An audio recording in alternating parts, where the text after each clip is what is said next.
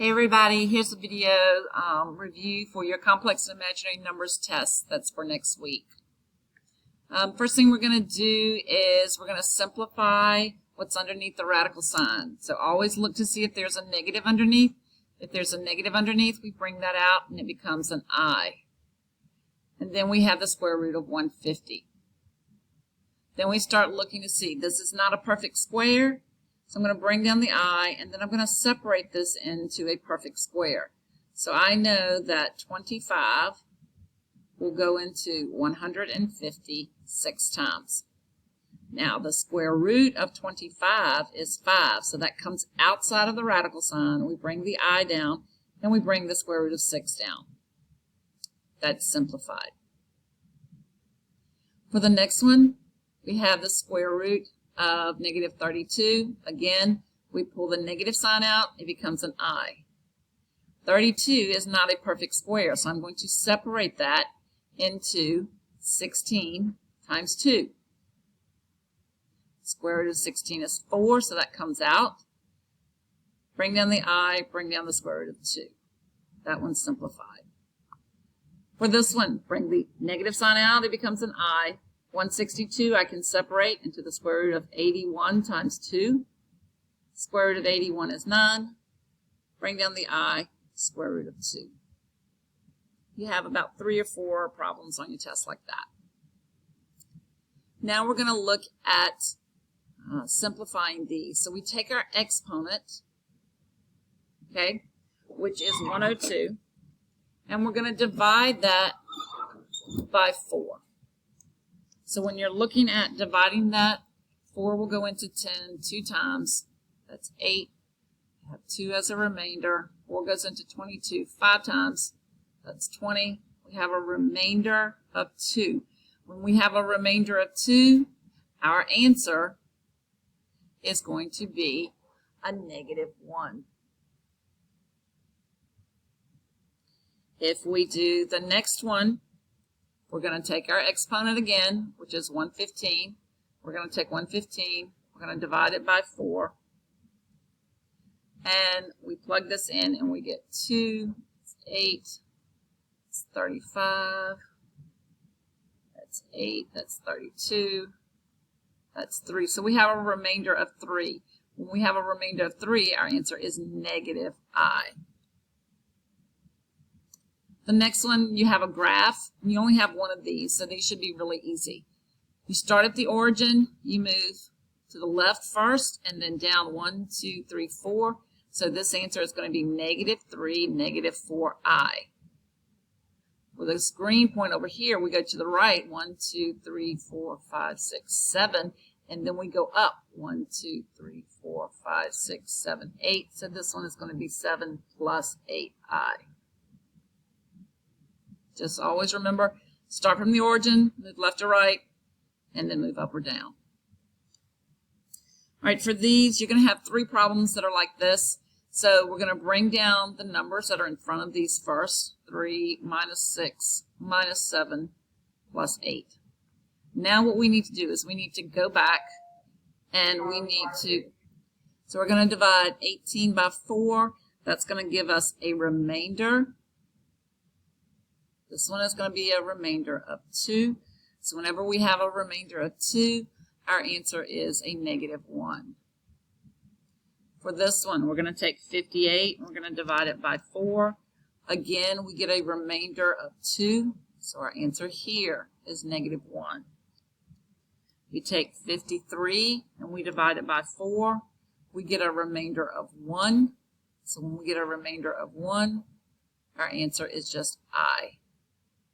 And then the last one, 37 divided by 4, we get a remainder again of 1. So our answer is I. Now we're going to multiply. So this is going to become a negative 3. Negative times negative makes this a positive 6. This becomes a negative 7I, and this is a positive 8I. The real parts are here. Combine that, you get 3. The imaginary part is here. Combine that, and you get a positive I. It's a positive 1I, but you don't usually write the answer, the number 1 in front of your answer. All right, one more example like this. Again, start off by bringing your numbers down with the signs in front of them. Then we're going to go back. We divide this by 4. We have a remainder of 2. When we have a remainder of 2, our answer is negative 1. For this one, we divide by 4. We get a remainder of 1. Then we have an I.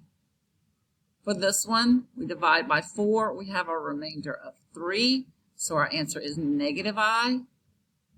And this one, 70 divided by 4, we're going to have a remainder of 2 also. So that one's going to be negative 1.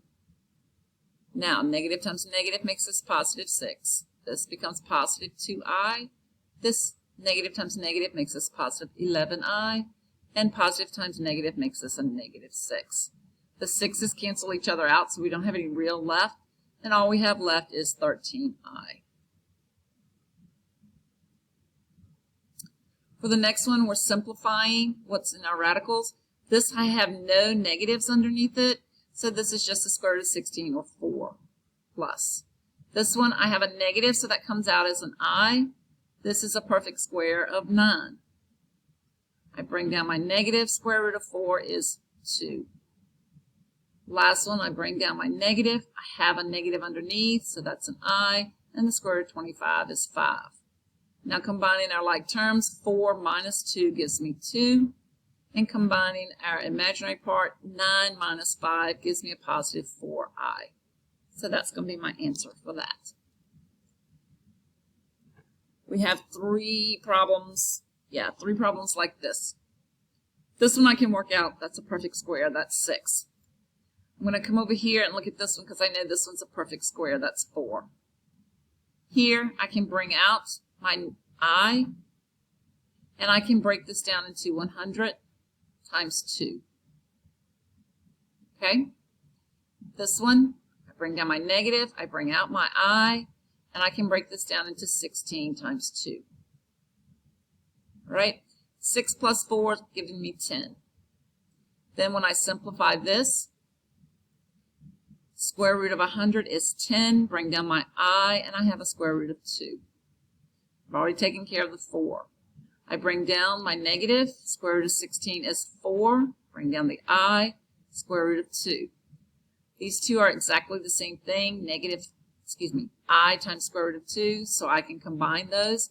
10 minus 4 gives me 6i square root of 2. For the next one, I have 2 parentheses. And remember, simplify what's inside your parentheses first. So this becomes 5. Square root of 16 is 4. So 5 times 4 is 20. Here I have 5. The negative comes out, and that's going to be a 3i because square root of 9 is 3. So this gives me 15i. I can multiply 20 times 15i, and I get 300i. So that's my answer. For the next one, I can't simplify these except for this one. I can bring the I out.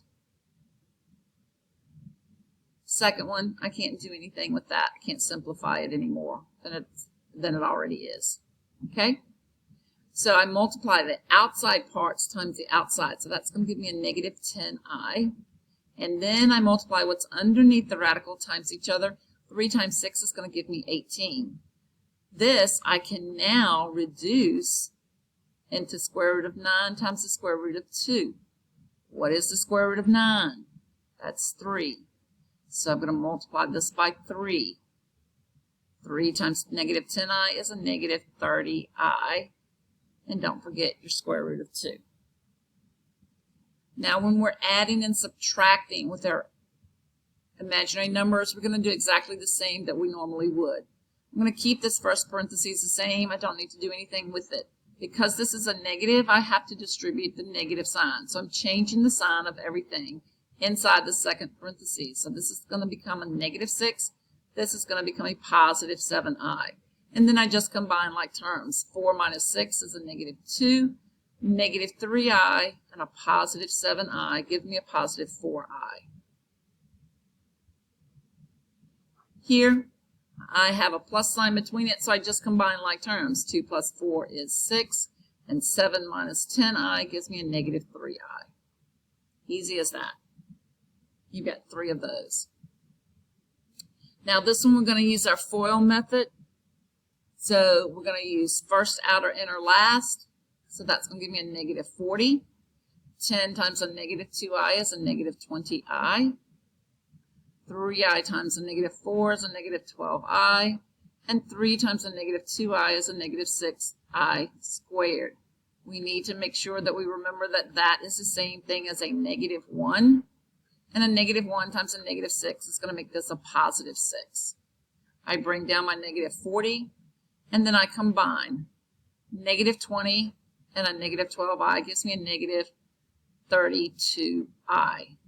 I have a negative 40, and then I add 6 to it. That gives me a negative 34 minus 32i. And then the last example is when I have a quantity that is squared. Okay? So remember that we have to write this 2 times. So we have 2 plus 3i, parentheses written twice. Now we use our FOIL. That gives me 4 plus 6i plus 6i plus 9i squared. Again, we have to remember that I squared is equal to a negative 1. So positive 9 times a negative 1 makes us a negative 9. We bring down the 4, we add the 2 6's, so that gives me 12i. Subtract 9 and 4, we get a negative 5 plus 12i. And that's what you should expect to see on your test. Good luck. Hope you have a great weekend. Thank you.